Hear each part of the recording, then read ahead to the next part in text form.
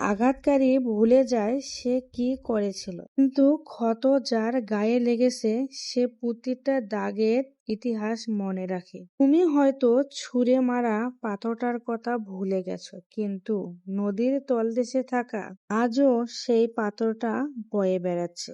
কথাতেই মায়া, কথাতেই ভালোবাসা, কথাতেই টান, কথাতেই দ্বন্দ্ব, আবার সেই কথাতেই সংসার জীবনেরও বিচ্ছেদ হয়ে যায়। তাই মানুষকে অনেক ভেবে চিন্তে কথা বলবেন, কারণ এই কথা জিনিসটা এমন একটা ভয়ঙ্কর শব্দ, এই শব্দটায় অনেকের জীবন তছনছ করে দেয়। তাই কথা মানুষকে একটু ভেবে চিন্তে বলবেন, যাতে আপনি যে কথাটি বলছেন সেই মানুষটি যাতে ওই কথাটি শুনে কখনো তার মনে ক্ষোভ, কোনো ধরনের হিংসা কিছু যেন তৈরি না হয়।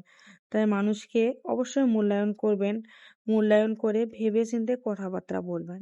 তাহলে যদি একটা মানুষের সঙ্গে আপনি ভালোভাবে কথা বলেন, তাহলে ওই মানুষটার কিন্তু আত্মাটা বা মনটা অনেকটা বেশি ভালো লাগবে, অনেকটা বেশি ফ্রেশ লাগবে। আপনি দেখবেন আপনার এমন অর্ধেক মানুষ আছে যার সঙ্গে কথা বললে আপনার এত বিরক্ত লাগে, বোরিং ফিল লাগে। আবার এমন কিছু মানুষ আছে যার সঙ্গে কথা বললে আপনার অটোমেটিক মনটা ভালো হয়ে যায়।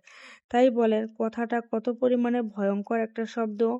কারো জন্য কথাতেই মায়া তৈরি হয়, আবার কারো জন্য ওই কথাতেই হিংসা তৈরি হয়, দ্বন্দ্ব তৈরি হয়।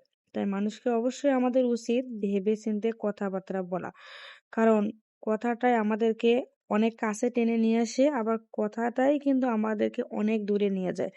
যেমন আপনার দেখেন বন্ধু বান্ধবের মধ্যে এত পরিমাণে মিল, এত পরিমাণে আপনাদের ভালোবাসা, সে ভালোবাসা কিন্তু এমন একটা কথা আসে, ওই কথাটার কারণে কিন্তু বন্ধুত্বটাও দূরত্ব তৈরি হয়ে যায়।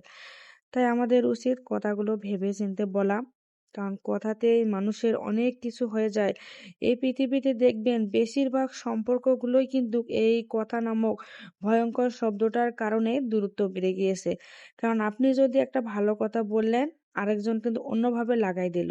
এই যে বললাম কথাটা ভয়ঙ্কর শব্দ, মনে করেন আপনি এত সুন্দরভাবে কথাটা বলছেন, আপনি যাকে বলছেন সে আবার তার বিপরীতটা লাগাই দিচ্ছে। পৃথিবীতে কিন্তু এমন মানুষের সংখ্যা অনেক বেশি রয়েছে।